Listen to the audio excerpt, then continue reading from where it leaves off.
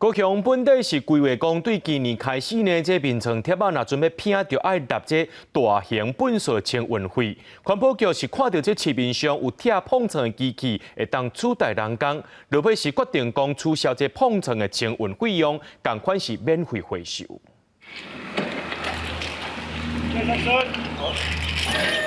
每年，民众话新的碰床，这机会是哪来哪济？根据环保局的统计，高雄市每一档单调10万顶的旧碰床，每个月清洁队就要处理超过8000顶。尤其过年之前回收废弃的碰床数量会增加1成。加在即阵有厂商出动这台新型机器，就会当甲碰床完全拆掉。所以，关在这个月特别实施回收碰床爱收清运费。即阵环保局是决定暂时无要收钱。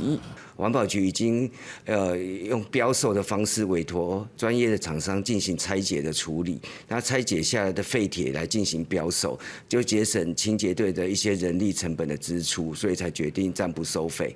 环保局表示，较早旧碰床是清洁队爱做拆除的工班，一个人逐工平均会当拆10顶。民间厂商这台专门拆碰床的设备，一工就会当拆超过400顶，所以决定要交予民间的业者来处理大量的旧碰床，嘛暂时无要收清运费，减轻民众的负担。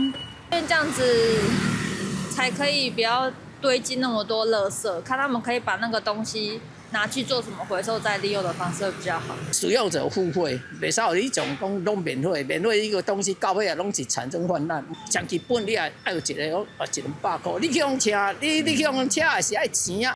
环保局嘛呼吁，随望回收旧碰床，维持免钱。准若是要甲旧碰床平起色，共款爱去甲清洁队登记，乌白单上当会罚6000。记者邱朝阳高雄报道。